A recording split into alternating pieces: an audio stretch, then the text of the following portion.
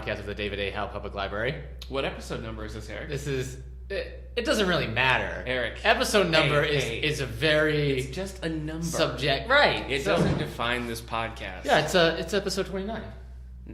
Well, last week was episode 29, though, so... It's still episode 29. No, it's still episode... I don't see... I understand. You know what? I would say... Look, I feel like this is episode 25. Hey, it looks like it could be episode 19. Yeah. Okay? Yeah. But, buddy, it's episode 30. Oh, my gosh. Yeah. Oh, my gosh. Yeah, this is not a young podcast. Woo! This podcast had kissed its youth goodbye. Yeah. And here we are, man. It's a brave new world. All right, yeah.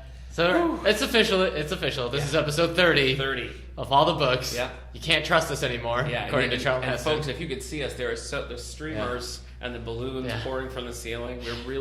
We're touched by this outpouring. So thank you. Did we use the first 30 episodes to their fullest? I see what you're saying. Yeah. Do you have regrets? That's the time to experiment. To just go out there and just, maybe we broadcast live for the top of Mount Fiji. Yeah. You know what I mean? Yeah. Maybe we broadcast live from a Camaro, a cherry red. Yeah. Camaro. I was thinking a red car. All right, good. All right. I don't know. We're taking all the books to California. What's done. And remember, episode 30 is the new episode 20. That's true. All right. I was just thinking about if we did go and record in California. Yeah. What was the surfer lawyer that we had come up with? Do you remember? We had a surfer? Oh, yeah. Boy. We're going to have to go back and find fans. All the books fans. And I know you're out there. Please help us remember the name of our cool surfer lawyer. He'd surf. Yeah. And then also read. Yeah. He would ride the waves of justice. Yeah. Yeah, that's good. Yeah. Which is a song by Brian Wilson. Yeah. He passed the bar, but he wouldn't pass on a killer wave, man. He sure wouldn't. All right. So anyways, this is an official podcast of the David A. Howe Public Library. What episode? No. We can't go back down. We cover book news, literary news, author news. Yeah. If it's news in the world of that stuff. We cover the latest developments in all your favorite daytime soaps. No, we actually don't. So listen, folks, Marcia did sleep with Trevor, and then she found out later that he was actually her dead husband's twin brother. Oh. So, woo! kind of a whirlwind. Yeah. But, so anyway, if you're into that. All right. Eric, what have you been reading, though, while we're talking about all right. books? I've been reading some comic books, but we're not going to talk about those so much. Just say I've read some X-Force, and I liked it. Okay. And Cable and Deadpool, and I liked it. Nice. Because you told us not to start geeky. Yeah, we can't start because we're crescendoing to like a big geek tidal wave, so we got to keep it legit. And I'm about 60 pages away from finishing Station 11. I'm so glad you're reading that because I think that like you're going to be really helpful in this book club. Reading this book and seeing your 1-star review it has reminded me why I don't like book clubs. But no, it's not about like who's right or wrong. I'm not saying that like objectively the book is bad. It's just for me, I did not find enjoyment in that. I'm not going to give it 5 stars, but if it can stick the landing, it's probably going to get 4 stars. Yeah. And I just don't want to hear people say stuff, and then I'm just like, ugh. That's the point. Sometimes we've had book clubs where there's a divide. You know. And sometimes people have left feeling like, I need to reread that book because I totally missed this whole thing. Sometimes the book club can really bring out like strengths that maybe, like for instance, this time I didn't enjoy this book. But when it's fine that you didn't enjoy it. Yeah. It's just maybe I should save it for the book. Well, I'm not. When I rate things on Goodreads or anywhere, I'm not rating them based on like their literary merit. I'm rating them on like my personal enjoyment of it. Right. So. Just because I didn't enjoy it. I just think it's a genre that I like normally. Okay. And also, I'm used to seeing... This though, it reminded me... Hey, listen, popular vote is on your side. That's true. This was a finalist for the National Book Award. Huge critical acclaim, so... This reminded me of when we were learning about why publishers put a novel in front of a book. I think Station 11 is one of those books that needs Station 11, a novel. Because I could see why some people were like, it's not even like a book. I was like, well, it says a novel. Right. So, man. So this is the Contemporary Classic Book Club. We're just getting ready to talk about Station 11 by Emily St. John Mandel. Yeah. Up next, Hard Country by Michael McGarrity, which I'm excited about. So it's a Western. Yeah. Okay. Is it not a Western? Well, it is. It's set in the West, so I guess if that's your definition, like solely. No. But it's more like I think it's more of a family saga set in the West, so it's not so much like. Did I sign up for that? Coaches. No, you didn't. Oh, thank goodness. Okay. No. So, anyways, I've just been reading on Marvel Unlimited a whole bunch of comic books. Yeah. Yeah, keep in mind, for the time being, we have Marvel Unlimited accessible here in the library on all the iPads. I can't put it on Goodreads because they haven't collected it, but I've been reading a lot of Christopher Priest's Black Panther. It's a run that started in 1998 and went for a while. Maybe it started sooner than that. Actually, while you mentioned that, we just got 2 new graphics in our collection that are Black Panther. Black Panther Civil War, and we got Black Panther Volume 1, Who is Black Panther? So T'Challa. Gearing up for the movie. movie. Well, actually, no, it's not. We're doing a great job of not getting... All right, let's not get geeky. nerdy. That's what I've been reading. Okay. I don't think I finished... Last book I finished was Divergent. After I finished Station 11, I think I'm caught up with book clubs. Mm-hmm. So... you probably haven't read Eleanor and Park, which is our YA for adult book club. Yeah, but I have. Yeah, I have like a month for that. So I'm probably going to read something I want to read. I'm thinking. I don't know. Wow. No, I don't know. That goes landscape that is so open. that Stairway to Heaven, Stairways to Heaven YA book. Okay. Looks really intriguing. I think I want to read that. Cool. So, go for it. We'll talk about that next week, though. All right. Episode 31. Thinking about that, 31's not that really big of a number. No. Once you hit episode 30, 31. It's easy. Easy to say. 31. Yeah. Oh my gosh! Wait, am I using this podcast as a metaphor for my own aging as I turn 30 this year? I didn't pick up on that, but using context clues and thinking back on things. Oh my gosh! I feel like maybe. You're right. So you're right. I gotta go get a convertible. Yeah. So this is a terrible area for a convertible. You're gonna let yourself go. Yeah, it is. It's not good. Yeah, I'm gonna gain a lot of weight. It's not good. For you who have never seen me in real life, I'm a waif of a man. Yeah, he is. not almost feminine in stature. Yeah, like a bird, like a female bird. Yeah, like a ladybird. Yeah. Yeah. You could say female bird. Oh well. You're like Lady Bird Johnson. Oh well. Thanks. She was the first lady. Oh. She was married to Lyndon Baines Johnson. Was that also a woman? No, he was a man. Lyndon sounds like he was a man lady from name. Texas. Oh. Pretty jowly. Almost Nixon-like. Okay. Very different politically. Okay. Cool. Yeah. Learned a lot of cool things today. I just dropped some knowledge on you, my friend. Yeah. You're welcome.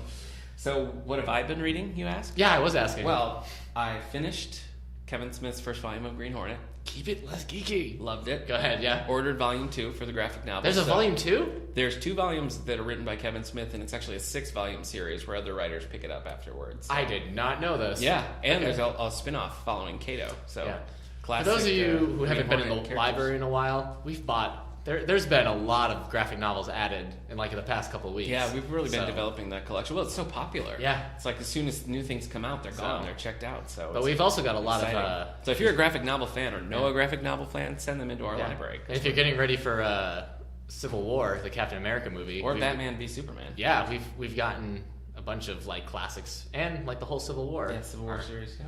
So, anyway... Again, avoiding geekiness. Yeah. I'll continue by telling you that I read Deadpool, What Happened in Vegas. Oh my gosh. Which I just told you I've been reading Deadpool and Cable. It has the Avengers on the cover, so you think the Avengers are going to show up. They don't. Okay, Not even at all. They don't even show up. You hate the Avengers, though. But I wanted them to show up. Instead, I get Ghost Rider, which was actually kind of cool. Ghost Rider's great. Anyway. Well, hold on. Let me rephrase that. Yeah. No, it's fine. Ghost Rider's great. I also finished a book by Kathy Reichs. Are you familiar with her, The Bones series?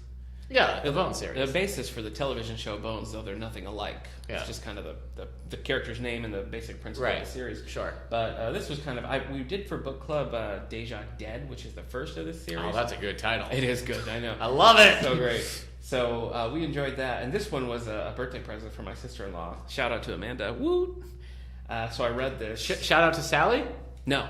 Oh. No, it's not relevant. Okay. Sorry, Sally. We're taking that back. Yep.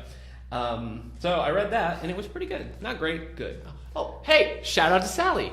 No. Oh. Again, there is a time where that will apply, but this is not sure. it. Yeah, okay. I'm currently reading Rules of Prey for our Page Turners book club. First John Sanford, don't say Sally. Okay, it doesn't have anything. Okay. I'm also reading, I'm excited about this, and again, verging into geeky territory here, but last year Eric picked up a copy of Lois Lane Volume 1 Fallout by Gwenda Bond. Gwenda Bond, yeah. I loved it, thought it was great. Yeah. My sister-in-law also read that, so second shout out to Amanda. Woo! Yeah. Oh boy. This time I got an advanced preview copy of book 2. Which cracked me up. Because you said you got the copy of that. I'm like, wait, because as the YA librarian here, I'm like, Yeah. Oh, I'm supposed to have ordered this. Yeah, but no, it doesn't actually. You come got out an advanced copy. Yeah, till late May. So I've just started that, but I will tell you my thoughts on it next week as a little preview of things to come. And you can check it out. You normal folks, can check it out in May because you're going to get it, right? Yeah, you're going to get Volume 2. Cool. So I'm reading that, and then finally, I'm trying to pick a play for next show I direct. I'm currently reading the Many Loves of Dobie Gillis, which, as you recall from a couple episodes ago, I read the novel that this is based on. And now I'm reading the script, and it's hilarious. It's the same kind of like offbeat. This will be the first play you direct while also podcasting. That's true. Yeah, because maybe our listeners, our podcasts don't know that you are a director of plays. Yeah, I am. The podcast started after we finished Spinoff? Yeah. Okay. Last year for the summer reading program, we did a show called Spinoff, written by Jack Sharkey, which Eric and I were both in. Yeah. This podcast didn't start until like the last 2 weeks of August or so. So you'll get to hear all about my directing, which I'm sure people are super interested in. But anyway, so that's just one of those scripts in contention for top spot. So that catches me up. I do have a list going down. You don't want to talk about Birds of Prey or whatever it is, Rules of Prey, the Game of Prey. I mentioned it, Rules of Prey. So I'm currently reading. Oh, you're currently reading. I haven't finished it. Oh, okay. No. That book club doesn't meet until next month. Her wife is reading it. Early April. Yeah, she says it's creepy. It is creepy. It's about a serial killer. Once you get past the initial first couple of chapters, the focus shifts to the cops and the detecting, and it's less creepy. But okay, I'm with her. It's not.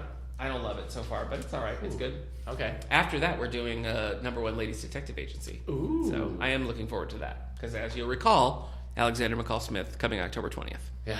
Oh, geez, we're already talking about it. Like when we started, when what's her name? Joyce Carol Oates. Joyce Carol Oates, world-renowned author, came to the library. Yes, she sure did. We spent the whole time of the podcast talking about it until she came. Such a big deal. I know, but that was only maybe 5 weeks of podcasting. But now we've got months. We're not going to talk about it regularly. You've already started. Because I'm just mentioning it. Right. You're the one drawing this out. And Joyce, if you're listening, don't listen to him. No. We love podcasting about you. Yeah, come on back.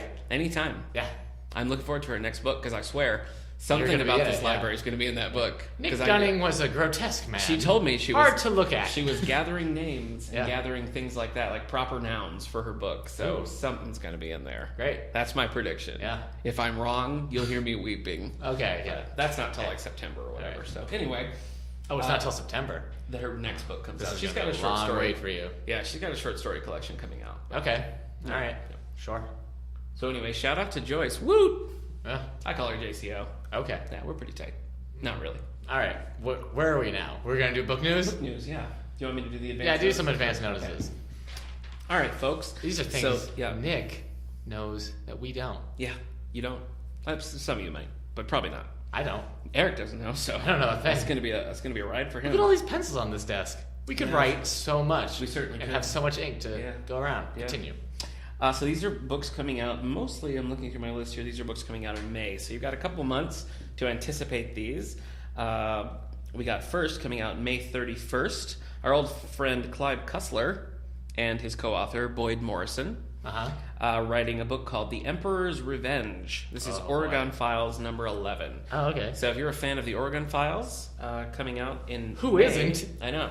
You've got book number 11 to look forward to. Mm-hmm. Next, Jude Devereaux fans, coming out May 3rd, you can anticipate the start of a new series from Jude. This is a contemporary romance. It's first in the Blue Spring Lake series called The Girl from Summer Hill. So that is coming out May 3rd. And that's a contemporary romance. Okay. A standalone book, Louise Erdrich, popular in this library. I have not read her. I know of her work, but I haven't read it. But I think we'll have a lot of people looking forward to this. And it's called La Rose, a novel. This is just a standalone, not part of a series. Again, that's Louise Erdrich coming out May 10th. Someone who Eric's in love with has got a new book coming out. Heather Graham, again, not the actress, not the star of Scrubs. Oh, right. The author, Heather Graham, right. But the author who kind of looks like the actress, also named Heather Graham. Yeah. So, if you like spooky suspense stuff, then you're going to want to check out Haunted Destiny, which is book number 18, book number 18 in her Crew of Hunters series. Okay. It's coming out May 24th. Yeah. Haunted Destiny by Heather Grahamcracker. It's just graham, I think. Yeah. It's yeah, cut you should off, just so say I anything. assumed it was graham cracker. Oh, okay, yeah. But now that I say it out loud, that's more of a... Now I want some graham crackers. I know, boy, they're good. Yeah.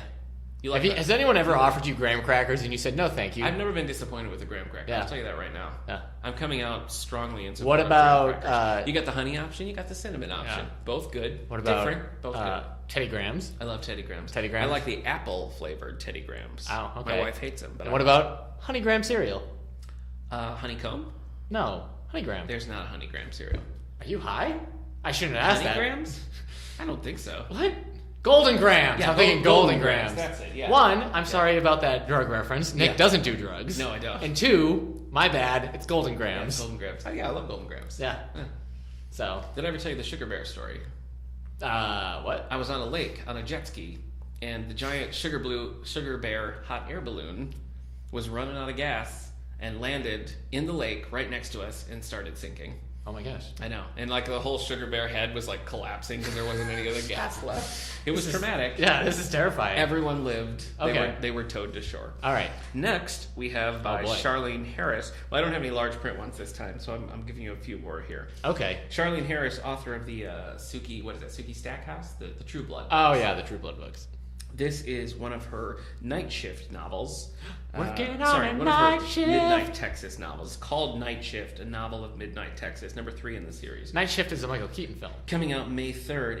It's like Michael Keaton's big first thing. Yeah. Michael Keaton, Shelley Long, Henry Winkler, the Fonz. There you go. I haven't seen it. Do you want to watch it? The Fonz? Do you want to watch it in the next week and report on it next week? Sure. We're not going to do that. Okay. But I would love to. Let's do it. Finally, we have Weird. Coming out horror.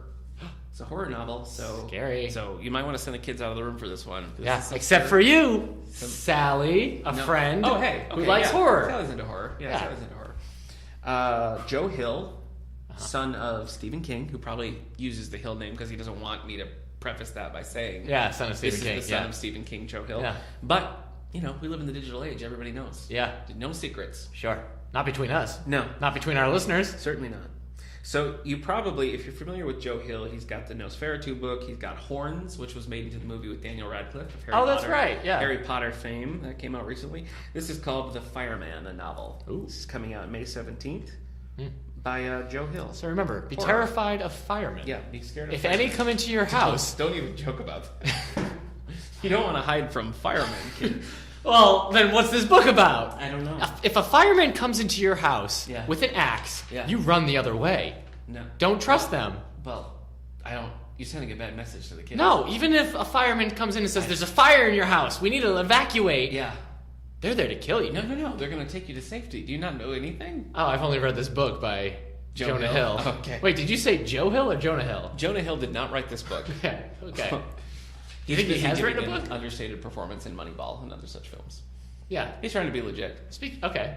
Oh, you know what? What? What about this whole 21 Jump Street Men in Black crossover? What Doesn't the have heck? anything to do with No, it books. doesn't, but it's nonsense. I'm excited for it. You are. I'm more excited for that than So, the 21 Jump Street films. If you don't know, Jonah Hill and Channing Tatum were in the 21 Jump Street films based on the TV series starring Johnny Depp and Holly Yeah. Robinson Peete. Yeah. And now these characters are going to make the leap to be the new Men in Black. Yeah. So it's like a sequel to the 21 Jump Street Yeah. films, sort of a sequel, reboot, spin-off of the Men in Black films. Yeah. Chaos. Yeah. Nonsense. I'm fine. All right. I tell you what, though, scary. Yeah. If that movie Yeah. makes it big, Yeah. then this whole we're gonna wish for the days where everybody wanted a connected universe like the Avengers. Yeah. Because then it's going to be like, oh wait, Yeah. we have I don't know, When Harry Met Sally and the Ghostbusters. Yeah. What if Harry met the Ghostbusters? Yeah. You know? Yeah. So I don't know. It's crazy. yeah. If after the Men in Black 21 Jump Street crossover, they meet up with Christopher Lloyd as Doc Brown and have to travel back to 1955, Yeah. I mean, I'm in. I'm telling you, It won't be yeah. good, but I'll watch it. It's gonna be chaos. Why make new franchises when you could just mix all your old franchises together? Oh, I was going to be done, but this is relevant to what we were talking about. Joyce Carol Oates has got her new story collection coming out May 3rd, The Doll Master and Other Tales of Terror. Short stories, yeah. When are all these coming out? These are all coming out in May. This Joyce Carol Oates book is coming out in May. Her novel is coming out in September. So Okay. Anyway, I'll be done for now. Why not? Yeah, why not? Because I've got some real book news. That was rude and uncalled for. I'm sorry. No, it's all right. I'm sorry. This whole 30 No, thing. I am so sorry. No. This 30 thing has got you all All right. hot and All the books I'm about to list are coming out. Did you mean to say the title? All the books I'm about to You list. said all the books. Oh, hey. That's great. You know, over the weekend, we met a friend of ours named Michael, and he is a regular listener to all the books. So shout out to Michael. Woo! Yeah. But he said, as we were walking into Barnes & Noble, he was like, wait, I know all these books because he's heard us talk about them in all the books. Yeah. So. Listeners, if you're not using the knowledge we're providing to you on a Shame weekly on you. basis, you're missing out on something and you're doing it to yourself. Right. Go to your local bookstore and you'll see and these books are, in fact, coming out. If you need help on other things, we could help that too. Yeah, not like fixing a car. No, we could direct them. We could say, hey, here's a number for a good mechanic. That's true. You know, if you're having relationship problems and you want us to weigh in on it, we'd be happy to. I think we could do that. Happy to. Yeah. So, all I'm saying is all the books is here for you, whether it's your book needs or your personal problems. Please let us Our know. favorite book is the Book of Life. That's right. Yeah, we read it every day, man. Yeah. Read it every day. Yeah. Whew. All right. So, All right. all of these books come out March 15th, 2016. Oh. The year of The snake? Monkey. Is it? Dinosaur. I think it is the monkey. I think it might be. Well, now you double check that. That's the year of the monkey. I'm pretty sure. All right. Well, again, please double check that. Well, just start talking. All right. So let's see. What do we got? Where's our nonfiction? I always like to start with nonfiction. You sure do. I don't think I'm going to be able to. I'm going to start with this kid's book. Okay. Warriors: A Vision of Shadows, Book 1, The Apprentice Quest. I bring this up because we're getting it. The Warrior series is Like the dogs and the... well, the Warriors are the cats. The dogs are the survivors. It is monkey, by the way. You're the monkey. You're the monkey. Warriors are the cats. Survivors are the dogs. Seekers are the bears. Anyway, That's a lot. Warriors is still going. It has like 100 million different, like, they're always like 6-book series, which I think is kind of clever. I know next to nothing about the Warrior series. I have never read them. You know what? Strike that. I know nothing about them. Okay. Other than there's a dog or cat on the cover. There's a cat on We the have some Warriors. of the graphics, too. Do you know that? We have at least 2 Juve graphics. Yeah. The covers always Juve make... is short for juvenile. Little libraries. The covers always make these cats look so cool and tough. But I'm sure if you read it, it's like... The cats, they look like they're the 90s Mel Gibson equivalent of cats. Here, I'll read you this small summary, and you'll get an idea of what happens in the Warrior You think series. I'm going to say no to that? I'm certainly not. For many moons, Thunder Clan, Shadow Clan, What? River Clan, and These are Wind great. Clan All have of lived these are in great. peace in their territories around the lake. But now they must decipher a mysterious prophecy, a message that will send one young medicine cat apprentice on a quest to determine the fate of all the warrior clans. Just a quick clarification. You said medicine cat. Apprentice. Medicine cat apprentice. So Yeah. he's not a board certified medicine Right. cat. At this Right. point, he's like a medicine cat intern. Right. Okay. Full of epic adventure and thrilling intrigue, the beginning of this 5th Warrior series is the Holy perfect introduction for readers new to the Warriors world. While for dedicated fans, it's a long way to return to the era of Bramblestar's Thunder Clan after the events of Omen of the Stars. Ooh, you know, it's actually the fire monkey. It's the year of the fire monkey, not Nice. just the monkey. Wow. The fire monkey would fit in really well with the medicine cats. No kidding. Because I mean, Yeah. What year were you born? Year of the what? I was born the year of the I don't know, boar. I think the year of the boar. I think it's referred to as pig. Year of the pig. Oh, sorry. All right. All right. Well, anyways, what about you? Year of the tiger. Oh. Yeah. Well, I have the eye of the tiger. Oh, that's good. You need that. Don't. What was that? Rising up. I don't. Oh, it's a song. From what? Anything? No. Okay. Yeah. Just something I used to sing around the house. Okay, cool. Boy, we've got a rocky start here, don't we? Get it? All right. Boys Among Men. This is a nonfiction book. Boys Among Men, How the Prep to Pro Generation Redefined the NBA and Sparked a Basketball Revolution. Nick, my gosh. do you like basketball? Oh, boy. I played basketball in 5th grade and a few weeks in 6th grade, so... Okay. No, not really. I didn't really know much about this. I don't know anything about basketball. I was terrible, man. Yeah. Good at floor hockey. Pretty good at soccer as a child, but... You know, it's got basketball players on the cover, and I couldn't tell you who is who. So I guess Scottie Pippen on there. Let's see: Kobe Bryant, LeBron James, Shout out to Scottie Pippen. Garnett, Dwight Howard, Tracy McGrady. Did any of these sound familiar to you? I think we all know LeBron sure. James Yeah, I and know Kobe him. Bryant. Yeah. I guess if it was Michael Jordan, they didn't have an impact on my life because they weren't in Looney Tunes film. Which I love that cologne, Michael Jordan cologne. Good stuff. I like Nike. Was that his shoe brand? Jordan? Yeah. Was it? I don't even remember. Or were now. they just Jordans? I had them. I certainly had Air Jordans. Okay. One more nonfiction. Rightful Heritage. Franklin D. Roosevelt in the Land of America by Douglas Brinkley. Oh boy. So, The do you New like? Deal. How do you feel about FDR? I don't have a lot of like personal feelings attached to it. Okay. Yeah. Well, you just Only love all president presidents. to be elected 4 terms. I mean, that's Wow. pretty impressive. FDR, give it a break. Yeah. He Take served, a break. He served 3 full terms, died right into the 4th one, but he was still elected at 4 terms. That's impressive. Yeah, it's pretty good, yeah. I mean, it's good that his tyranny ended. Was it tyranny?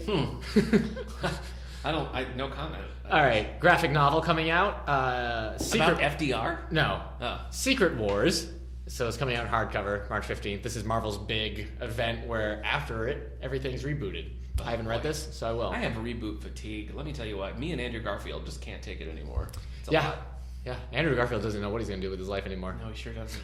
All right, so now it's fiction. Star in small budget art house films. These are some of Nick's favorite books to come. Well. At the Edge of the Orchard. Tracy Chevalier? I'm sorry, the edge of the what? Orchid? Orchid? Orchid? Orchard? Orchard. Orchard. Orchid is a flower. Yeah. Orchard is like where apples live. Yeah, so this Okay. is an orchard because the cover is a bunch of apples. Okay, yeah, that makes sense. I recognize the name Tracy Chevalier, but I don't think Yeah, I do too. I can't name a book she's written. I just The one about the orchard.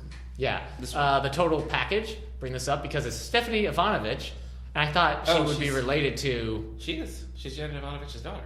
what? Oh, well, here she is writing a book. She wrote. She's the best-selling Stephanie author of Big Girl Panties. Yeah, she's got a couple. Okay, well, she has a new book. Okay.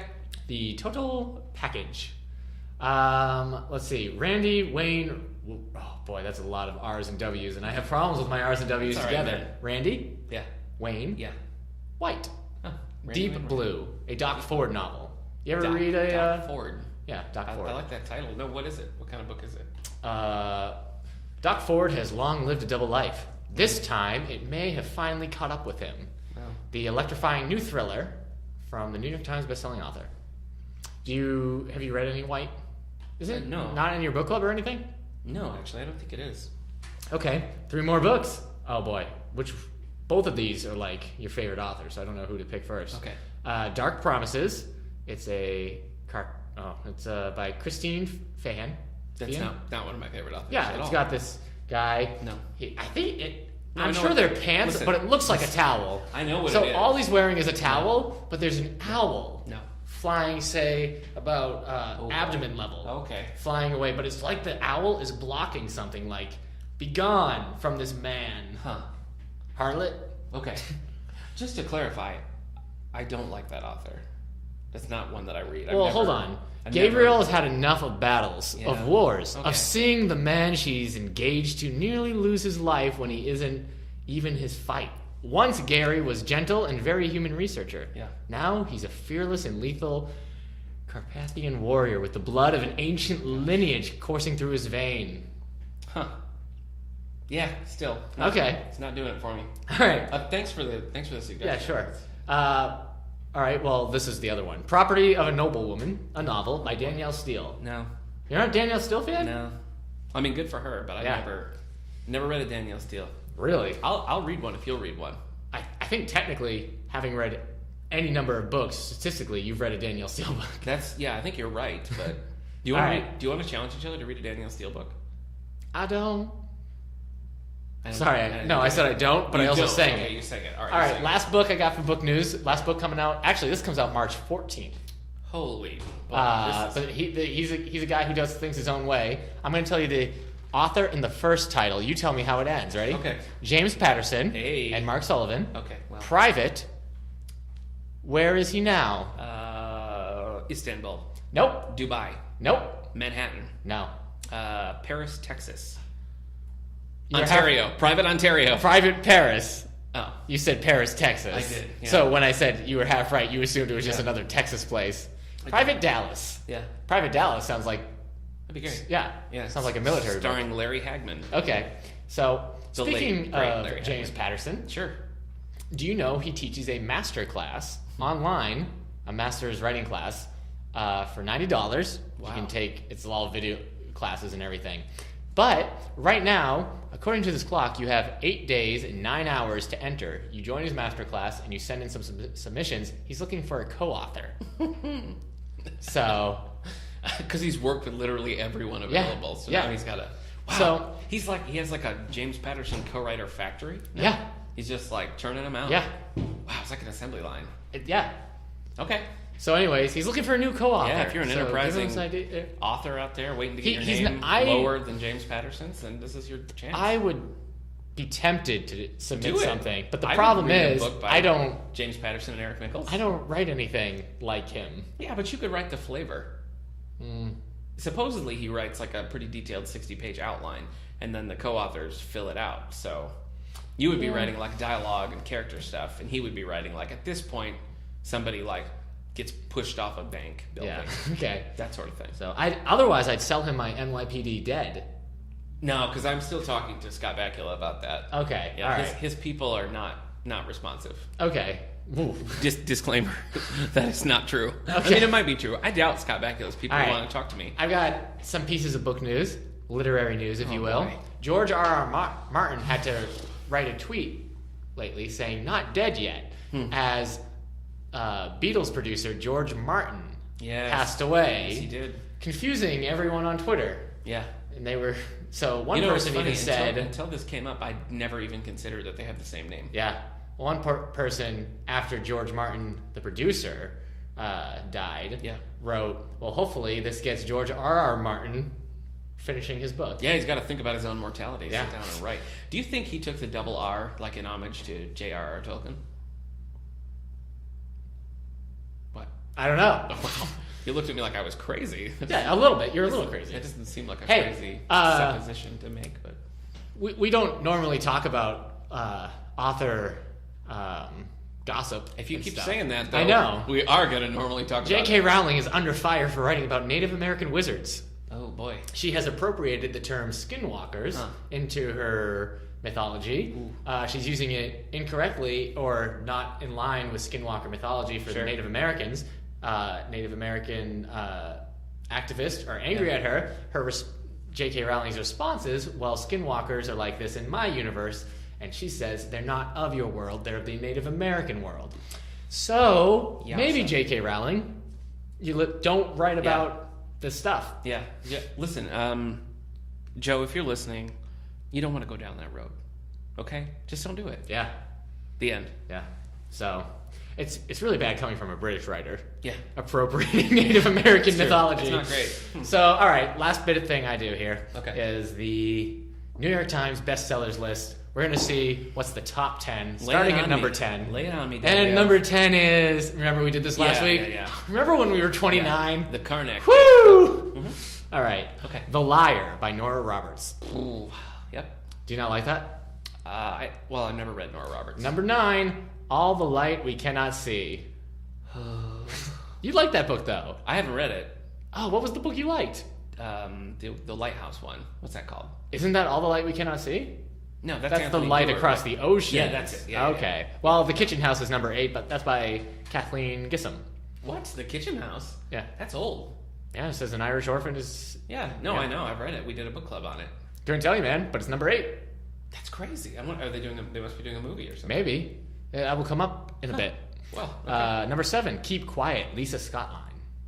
Scottoline. I don't know. Yeah, I never know. Number 6, The Girl on the Train by Paula Hawkins. Yeah. Number 5, The Wedding Dress, Rachel Hawk. Number 4, The Nightingale, Kristen Hanna. For heaven's sakes. Number 3, Room by Emma Donahue. Old. Yeah, but she just won, Brie Larson just won Best Actress for starring in the film Room. All right, but she didn't write the book. I'm just saying, it's a lot of old stuff on this list. Number 2, Me Before You, Jojo Moyes. Oh, I did it again. Jojo Moyes. The Gangster. When you say that, you sound like you're bouncing. You're like, Jojo Moyes. Yeah, like I'm really excited. That's how a spring would say Jojo Moyes. Anyway, number 1 is The Gangster by Clive Cussler and Justin Scott. Timberlake? In the 9th book in this series. Oh, this is the 9th book in this series? I don't know. I can't keep track. Wow, set in 1906, the New York detective Isaac Bell contends with a crime boss, passing as a respectable businessman and tycoon's plot against President Theodore Roosevelt. Didn't we just talk about him? No, we talked about FDR. Franklin. Delano. Roosevelt. They're different Presidents? They're different people? Don't tell me you don't know that. You know that. Sure. I don't know that. Okay. All right. No, I do know that. Yeah, Blah, yeah, blah, yeah, blah, blah. yeah. Okay. All right, man. That was a lot of book news. But you know what? We live in a big world. I don't know where I was going to go with that. I was terrified for you. I could see that look in your eyes. Like, oh no. Yeah, it was like you were on a sailboat and you fell off and the boat kept going and you had this realization. That's what it looked like.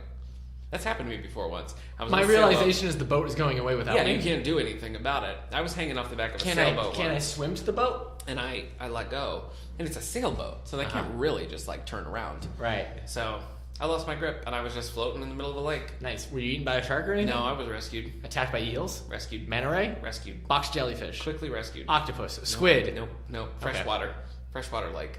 Oh, So well, like a trout. bull sharks can travel in fresh water. There was no bull bull sharks sharks. can come onto land for a little bit and drag you back into the water. Oh my gosh. Yeah.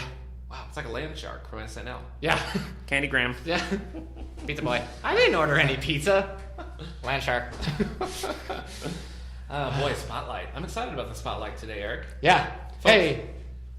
What? I was going to start, but go ahead. You said. You said no. folks. Oh, no, I said hey. I was just going to say, we're talking about a character today who dates back to May 1939. Yeah.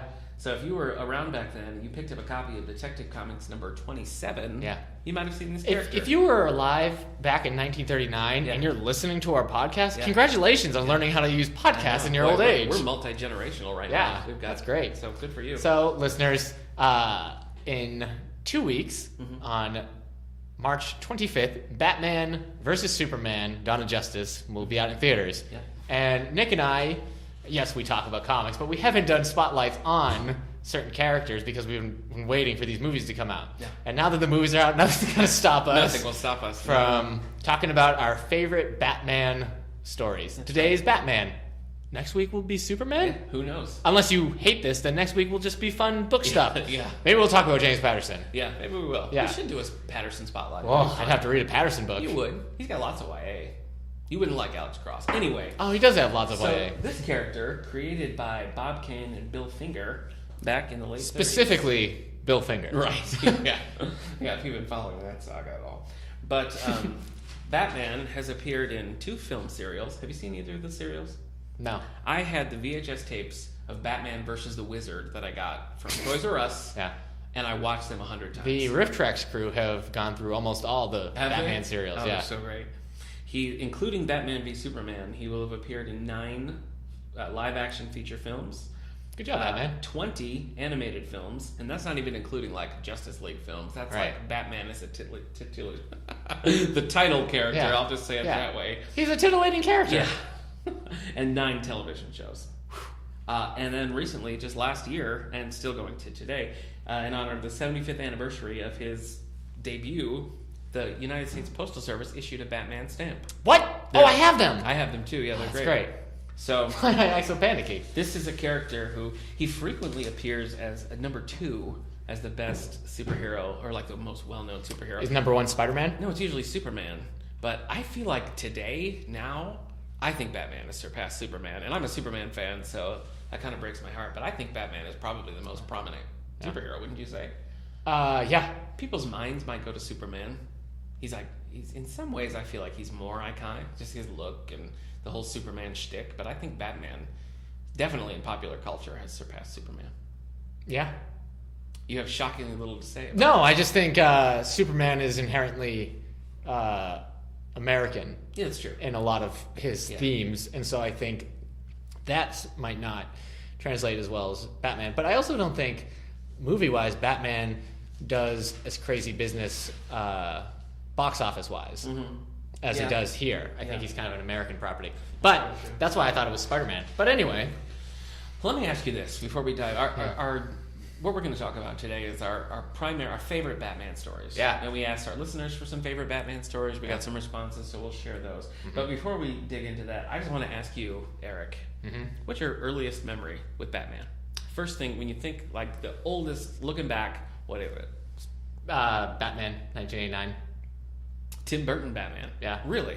Yeah. That's the first Batman that you remember. It's being either aware that or Batman Returns, because those movies came out. Really? It's either because those 2 movies came out before the animated series, Okay. and then it was all the animated series. Huh. Okay. So, Wow. Well. hey, Superman is my first superhero exposure, I watched the old. I can't remember the name of them now. The Fleischer. Yes, the old Fleischer. Fleischer cartoons. On those Cartoon have a Network. great history. Those were released theatrically. Right. Those were the first like big budget animated. Right. So I watched those, but yeah, it would be the Burton films. Those still hold up pretty well, but we can talk about that on another podcast. The Burton films? No, the Superman. Oh yeah, the Superman. Maybe next week. So for me, I think it goes back earlier. I remember I was a huge fan of the Super Friends. And Yeah. I remember when the Super Friends That was makes canceled, sense. it was my very first experience with that. Like, why isn't the Super Friends on? But I think actually even before that, have you seen the old Filmation shorts? Filmation did tons of. It was very inexpensive, very simple animation, and they did all sorts of characters. But they had a package show that included Superman, Superboy, Aquaman, and Batman. And I think that the Batman with the voice, Olin Sewell was the Batman voice back then, and that is the very earliest thing that I can remember. Okay. Is that Olin Sewell went on to play Ray Pinker in Dragnet. So from Cool. our shared history with Yeah, theater. So I think that's probably my first. But also Scooby-Doo meets Batman and Robin, and then Adam West are pretty close to the earliest things I remember. Okay. Have you ever read any Batman, just like a Batman novel? A book? Yeah. No. Okay. Because when I was a kid and I was getting into superheroes and I would read the X-Men novels or Spider-Man novels, if the book seemed too weird, like it didn't make any sense to me, I wouldn't read it. Okay. So there was a Batman book that took place with Azazel, the guy who took over Oh, sure. for being Batman a little bit in the 90s. And it was talking like Bruce Wayne isn't Batman anymore. He's a broken bat and all this stuff. I'm like, this is stupid. Yeah. And so I didn't read it. I know what you mean because I read that book as a kid. Nightfall and Beyond. Yeah, was it stupid? By Alan Grant. Well, I never knew the Nightfall story, so it was actually kind of cool to see the different. But I've also read one called The Batman Murders by Craig Gardner Shaw. Oh. That's pretty cool. It's Batman and Nightwing. There's these people dressing up as like corpses dressed as Batman keep showing up. All right. Nightwing is investigating this cult and gets like sucked in and stuck. It was pretty cool. And then I've also read the novelization of Dark Knight Rises by Greg Cox. Okay. I like Greg Cox. He writes a lot of sci-fi, I think, mostly, but he does some novelizations. There's also one called Wayne of Gotham by Tracy Hickman, which came out in recent years, which I'd really like to read. Then there's Enemies and Allies by Kevin J. Anderson, which we have in the collection, I think, because it checks out every single second of the day. Because it's a Batman-Superman book. Yeah, it's the first meeting of Batman. Are they enemies or are they allies? I haven't read it. Yeah. So I don't know. But there are quite a few. There's a novelization of No Man's Land. There's a couple of Batman series. There's quite a few Batman novels. It doesn't have quite the rich history that the Superman novels do.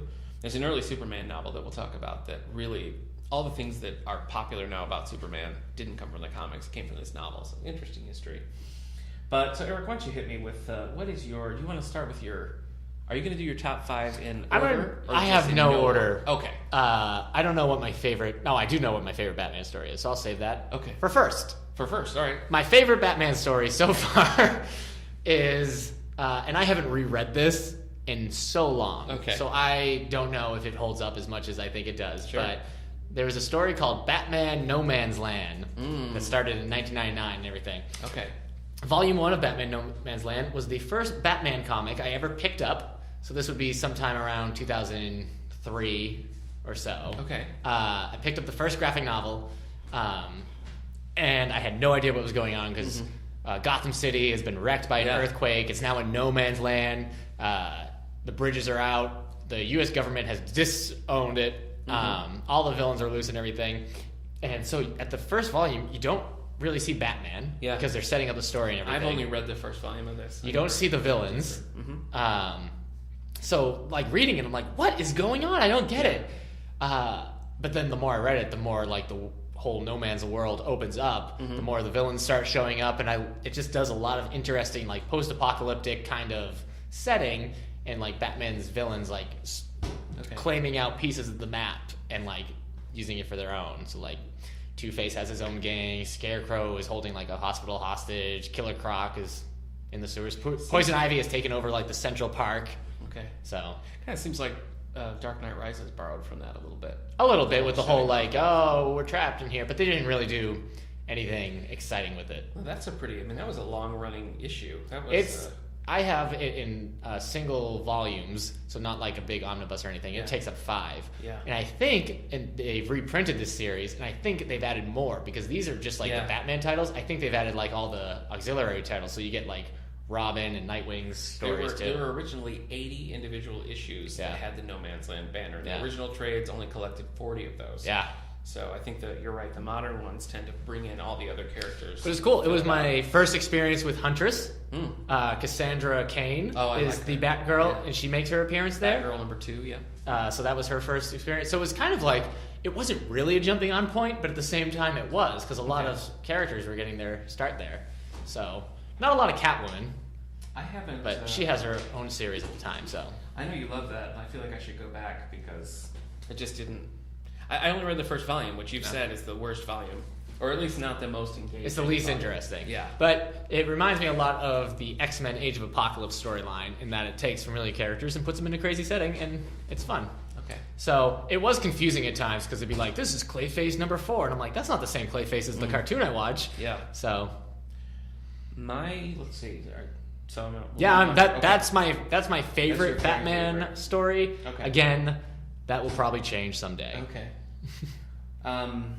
So one of my favorites is kind of contemporary with this. It was a few years later. Is the Batman War Games? War Games. Have you read that? Yeah. So it started in a book called War like War Drums, and then it was a 3-volume War Games set. And the basic plot of this is that Batman has this elaborate plan to turn all the gangs against each other and kind of weed out the villains. But it's not something that he's really going to do. It's just something that he develops. Well, Stephanie Brown, who was Spoiler, who was a kind of a Robin supporting. She just started being Robin during that. Yeah, she sets off this gang war game, yeah, and Batman just sort of has to deal with it, and then throughout that she becomes Robin, temporarily. Yeah, so that led first girl. Well, I guess Carrie Kelly was probably Carrie Kelly from Dark Knight Returns. Yeah, was the first girl Robin. But she's the first canonical. Yeah, in continuity, which is that true? Such a nerdy word to say in the continuity at the time.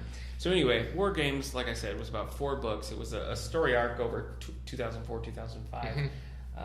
So I really liked that. I like things that include the full Batman family. Barbara Gordon as Oracle, Tim Drake as Robin, Dick Grayson as Nightwing. Yeah.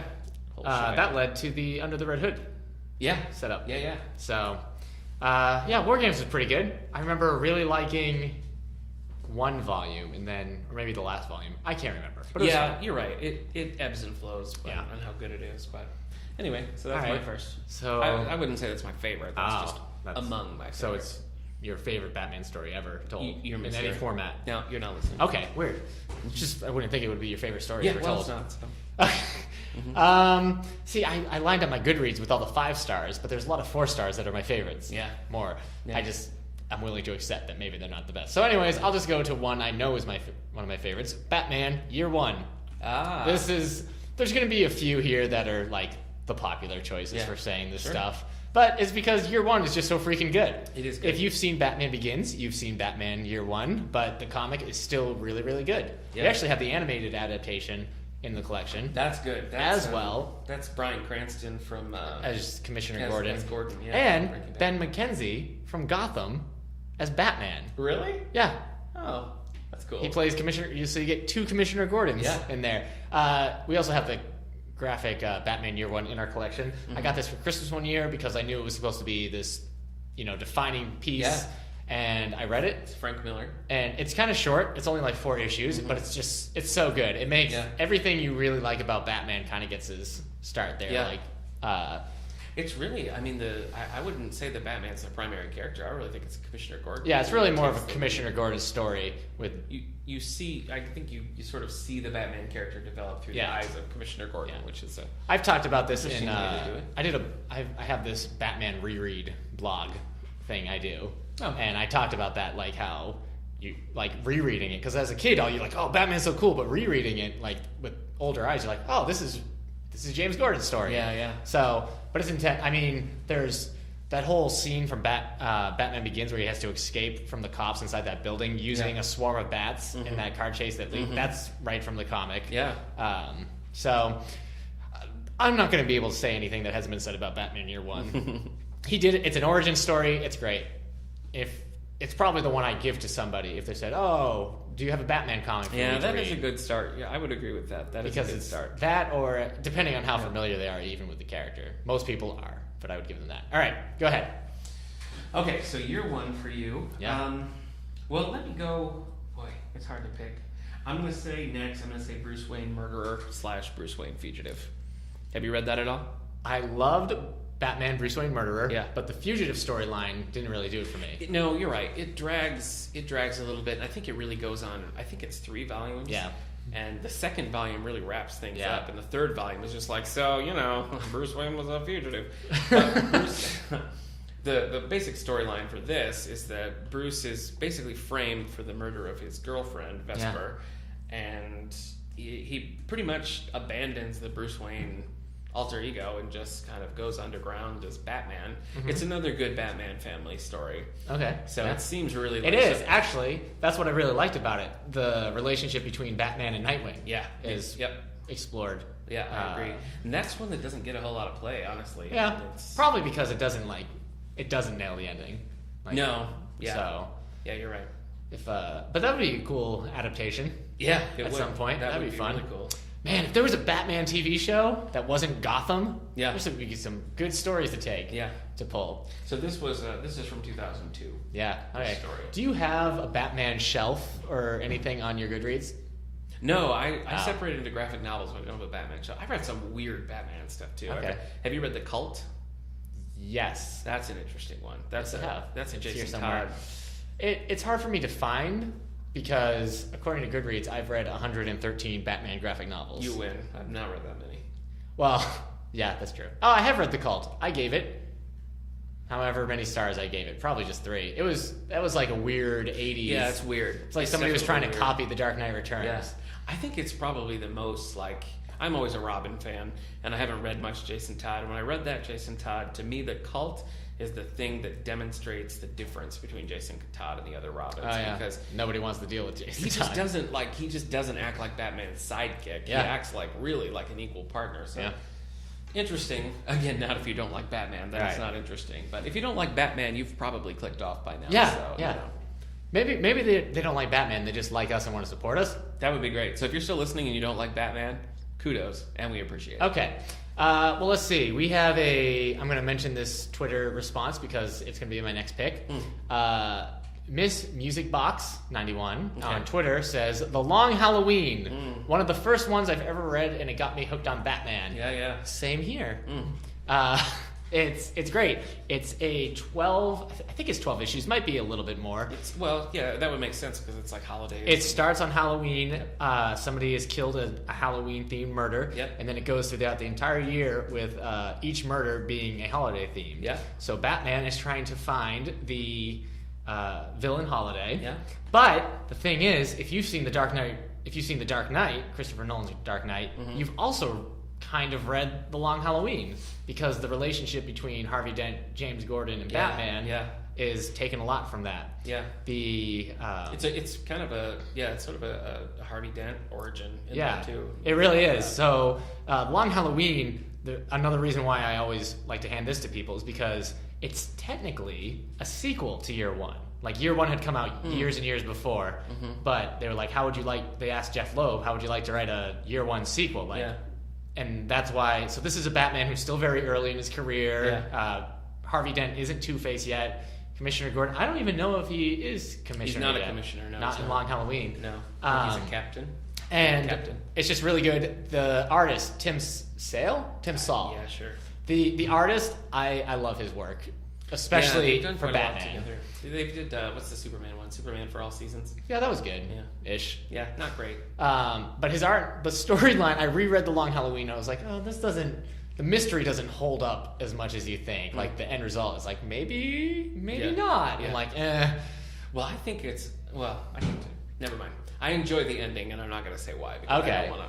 But the art is definitely like stylistic, and it's you're probably either gonna love it or hate it. It's all the colors are very muted. It's a dark book. It's not particularly colorful. There's an absolute. That's funny because I remember it being colorful. Oh, because the colors he picks will be very important. Yeah, they're important, but they're all. It all seems like you're in a dimly lit room. Yeah, which works for the book. That's not right. That's not a dig. It's just So it's good. There was something else I was going to say. Oh, it has a sequel called Dark Victory, which I'm not going to bring up as one of my favorites, but I haven't read that, and I really want to. That is a Dick Grayson Robin origin story, kind of. So, yeah, if you've read Batman Year One, read Long Halloween, and you can read Long Halloween without reading Year One. The thing that I like about well, actually, this is on my top 5. So okay, I'll just continue talking about this for a minute. But I really like the way it uses the calendar and the different things to take you through this story. Yeah. You'll have each issue is basically, it's like, well, now we're on Valentine's Day, now we're on the April Fool's Day, whatever. Yeah. And I like the way it brings in the different rogues. They play sort of atypical roles. With the Joker. The Joker's part in this is, he's trying to figure it out too. Yeah. And the Riddler plays a cool part. Catwoman's throughout. Poison Ivy's integral. Oh yeah, Catwoman's a big part through Year One, yeah. Long Halloween, and Dark Victory. Yeah. She had. And she kind of gets her own thing with Batman When in Rome, which is set concurrent with Long Halloween. Which, have you read that? No, not yet. I haven't read it either. I'd like to. Okay. But yeah, I love Long Halloween. It is one of my all-time favorites, and it's one that I was turned off by the art originally. Yeah. Because it's ugly. It's kind of like that's. No. If you listen to them talk about it, that's sort of like the faces. It's dynamic. And the people. Yeah. Yeah. I've heard Jeff Loeb describe it as like ugly. It's an ugly style, but it suits it so well. Right. It's not, when you look at it, like, boy, this is unappealing, but it's just very. You're never confusing the characters. You're never like, wait, is that Bruce? Is that Falcone? I think Jim Lee said, Jim Lee, who's a comic book artist and writer, sometimes. Is he a writer? Sometimes I think. Anyway, he's a very popular artist, and he said about Tim Saul's art that he can make anything look dynamic. Like he could just make. If Batman was just making toast, it would look like an action-packed panel popping out. Yeah. So did they do Daredevil Yellow together? They did Spider-Man Blue, Daredevil Yellow, and Hulk Gray, and they're working on Captain America White. Right now. I've only read the Daredevil one, but I like that too. Yeah. All right, so that was on yours. Yeah, so we share. Too. Yeah, we share one. We share one. So, I didn't think that would happen. So go ahead. Oh boy. All right. Batman. This is a recent one. Batman: Death of the Family by Scott Snyder. Not to be confused with the classic Batman tale, which is actually really good. And I think it surprised both of us that because we read this around the same time, and we were surprised that Batman: A Death in the Family was actually really good. This is the story about Jason Todd. Yeah. But Death of the Family is a new one by Scott Snyder, and I loved it. Yeah, it's dark. You were into it. It's one of the darker Batman stories I've read, and I don't know what it is about it, but it just clicks. The Joker, Batman, and like I haven't mentioned like a lot of stories that are like, oh, I love this Joker story, but this is kind of like my definitive Joker story that I like. It's just, he shows up in your. I think No Man's Land. The popular answer to that would probably be the Killing Joke, but I hate the Killing Joke. Killing Joke would be fine if it wasn't like canon. Yeah. If it wasn't real, if it was just like a side story, a standalone story. If it was like Birthright, They're adapting that, and I'm really not looking forward to that. I'm looking forward to it because they might improve on it. Yeah, that's true. Because sometimes they take, I didn't love the Under the Red Hood story in comics, though it's pretty good, but it's a little confusing and stuff. But I feel like the animated film kind of cleaned up some stuff. Yeah, that's true. Anyway, Batman: Death of the Family. Joker is back. He is going to kill all of Batman's family, which is who you love. Yeah. Nightwing, Robins, Batgirl, and everybody, because he thinks Batman is distracted by them. They've softened him up, and he needs to be strong and closed off so he and the Joker can just fight forever. Yeah. Now, see, I don't think I've read the actual. You've only read like the side stories. I have, and the ending of this. Yeah. But I've read it as collected in Nightwing, Red Hood and the Outlaws, and Teen Titans. I haven't read just like the main story, and so coming at it sideways, I really didn't enjoy it. So maybe I'll like the real thing. The art, I guess it's a little darker than I tend to like. It is. It's dark. I don't tend to like the dark stuff just for darkness' sake, but I just Greg Capullo, he's an artist who's been around for a long, long time, but he does the art in this, and it's great. I mean, okay, this is staple face Joker, so his face has been unattached. Hate it. He's now stapling it to his face, so that's gross. Yeah. But and also, there's something that happens in this book that is stupid, and it's one of these things I think about when I watch Arrow and stuff, where Joker goes into a police station and just shoots all the cops there. Yeah. But then there are cops later in the comic. Yeah. And like the same thing happens in like TV shows like The Arrow. Like somebody goes in and just kills all, like how at a certain point you've killed everybody. Right, you've killed all of them. So it's hard to believe, but the rest of the story is strong. I like what it has to say about Batman, his sidekicks, and the Joker. So all right. Well, this my next pick precedes yours just a little bit because I'm going to go with The Court of Owls. The Court of Owls. So The Court of Owls is in 2011 they rebooted the DC universe with the New 52, and the Batman continuity didn't change so much, a little bit, but The Court of Owls is the first collection of the Batman book after the relaunch. Yeah. So this is again by Scott Snyder and Greg Capullo, and The Court of Owls. You've read them, yeah. I think that this story starts great. Right. This first volume I loved. It just sets up this new sort of ongoing menace for Batman. It takes him like into his family's roots, and I think the book is just really well put together.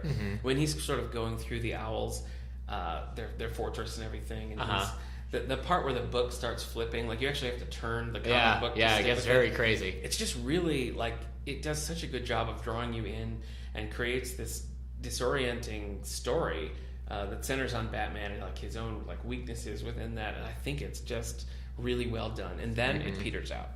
I really don't feel good about I have a theory, because you and we read Court of Owls. It was 7 issues, the first 7 issues of the series, and then we had to wait like 6 to 8 months to get the next half. And I think if they had just put it out as one story and like you could have just read it progressively instead of like this wicked big cliffhanger and then wondering where it's going to go, I think the ending might have felt more natural. Probably the timing probably. But I mean, it's stupid of them to have done that. True. And they still don't have it. You still can't get a Court of Owls, like City of Owls, like thing all together. And I'm not going to buy it until they do that. You hear that, DC? I'm not buying it until you do that. You fooled me with Hush. I'm not doing it again. Anyway, sorry. Yeah, that's all right. Do you think DC Comics listens? They definitely are listening. Okay, so that was number 4 for you, Court of Owls, not Night of Owls. They adapted that animation-wise. Batman versus Robin? Yeah, Batman versus Robin is what they call it. Not great. No.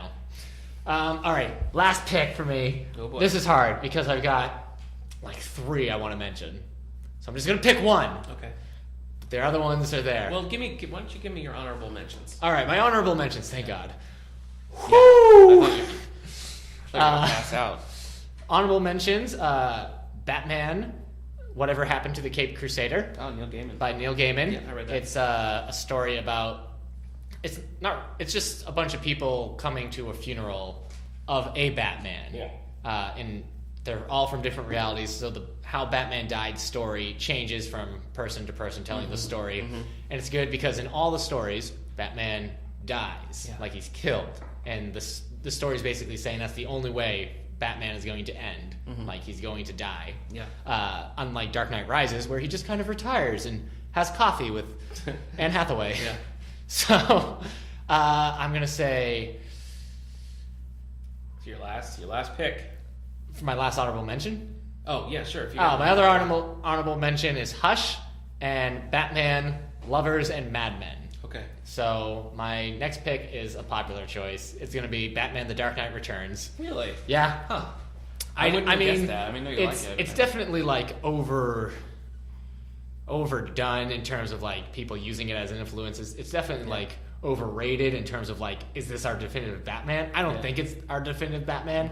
I just think it's a crazy and fun Batman story that I like, and I like the animated version of it. So I mean, there's a lot of stuff that is just stupid, but it's just it's good. So if somebody's like, "Oh, well, I think the world seems to agree with you for the most part. Yeah, and it is one of the highest. You know how I get about things that are popular. I do. That's 2 Frank Miller on your list. Yeah, I like Frank Miller. Yeah. Well, apparently not All-Star Batman and the Boy. Oh my gosh, Robin the Boy Wonder. That is truly terrible. The Dark Knight Returns. I mean, there's a reason why it's so popular. I mean, some people are like, oh, I love it because it's so dark and crazy. This should be Batman. I'm like, well, it's just a crazy version of Batman that I like.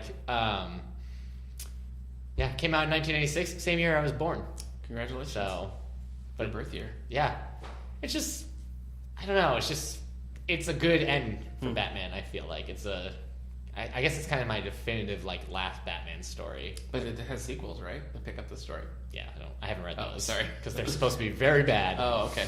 So... You know, I think it's just not the kind of world that I like in comic books. It's darker than I like. I hate what they do with Superman. Yeah. That's probably what really puts the nail in the coffin for me. I think it's just too far with Superman. For those of you... Actually, sorry, man, because for those of you who don't know, The Dark Knight Returns, it's... by Frank Miller. It's a very popular one. It's influenced a lot of which we do have in the writers collection, and so everything. If you're curious, we've got it. That's true. It was one of the first ones we got. But the new Batman versus Superman movie seems to be drawing a lot from this because in this story, Batman's probably like 50, maybe older in the comic. So. Yeah. But you know, he's got white hair. He's got this mustache that he shaves off. Yeah. Thank goodness. He's not a young guy anymore. So I think they're taking that from it. Him and Superman fight at a certain point, but for obviously different reasons than in the book and the movie. Reagan is like a huge parody in this. Yeah. But this is where we get, I can't remember her name, Carrie Kelly. Yeah. The first girl Robin. Yep. Who was voiced by Ariel Winter. From Modern Family. From Modern Family in the animated thing. But it's good. It's also an important piece on James Gordon. Well, how do you feel about the Superman in it? I feel like it's a parody. A lot of it's a parody or an extreme take. Yeah. And, I mean, I think at the end, he kind of comes around and is like, oh, Superman's not as bad as I've been making you think. Yeah. They kind of make him look like this corporate tool. Yeah, they do. But he's not.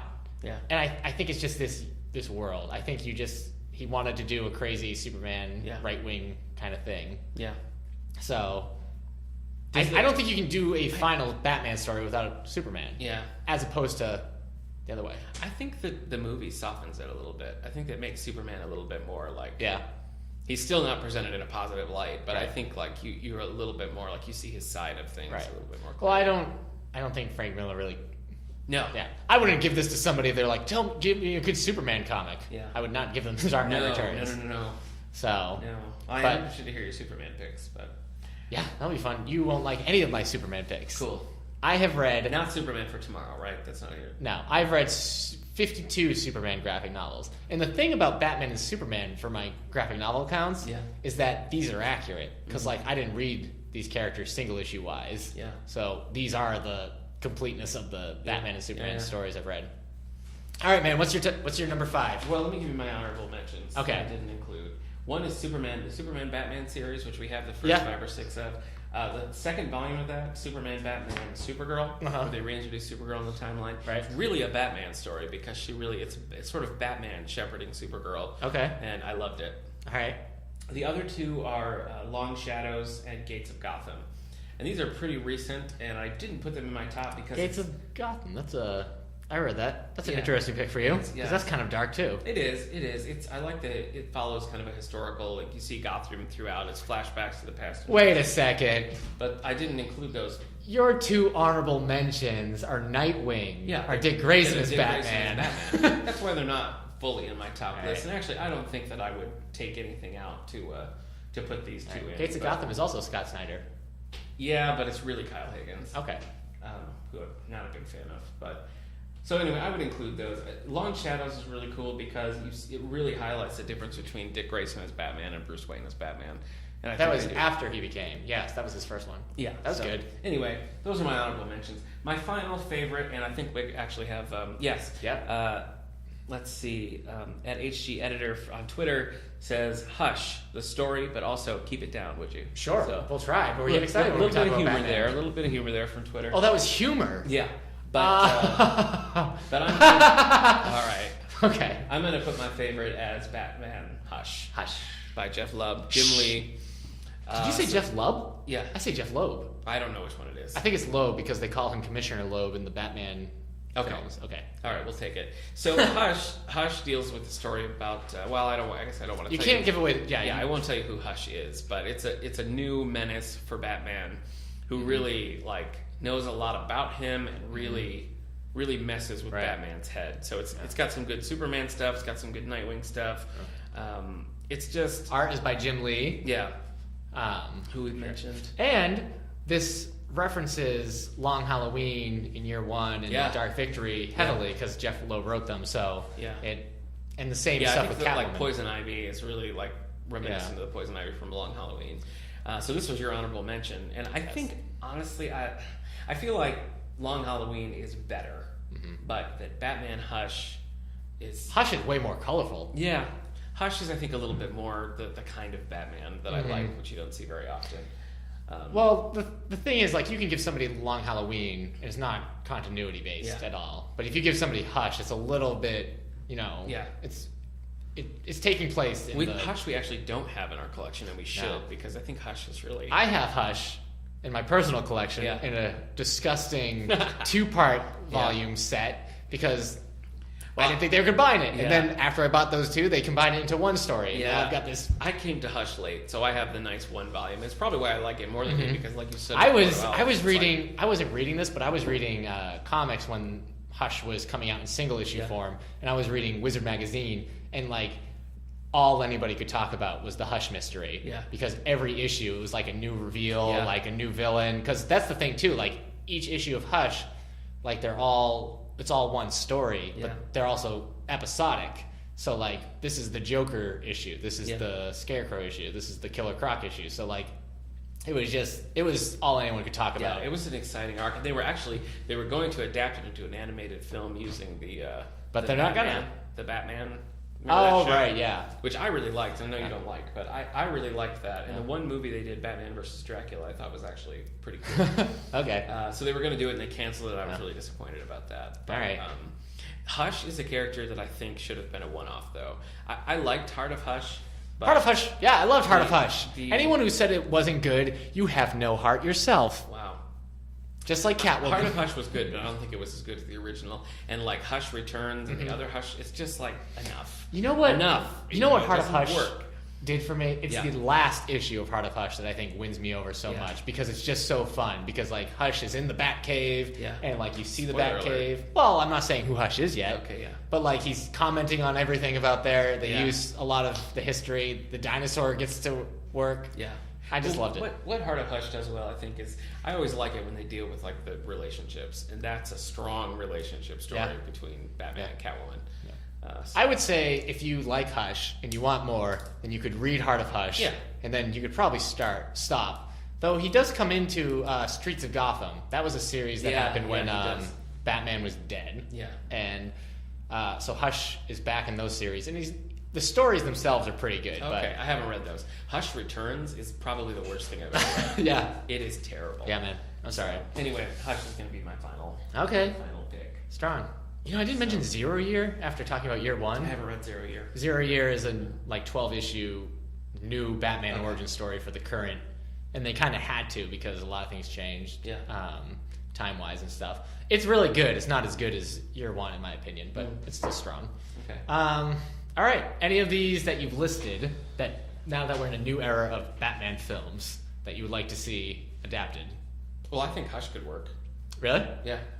Yeah? I think Hush would be good. I think Long Halloween could work. Mm-hmm. Well, like we said, Bruce Wayne Murderer. I don't know. I think a lot of them would work cinematically. Yeah. What about you? I didn't mention Under the Red Hood, but I think that would be a pretty decent movie one. The animated one's good. Yeah.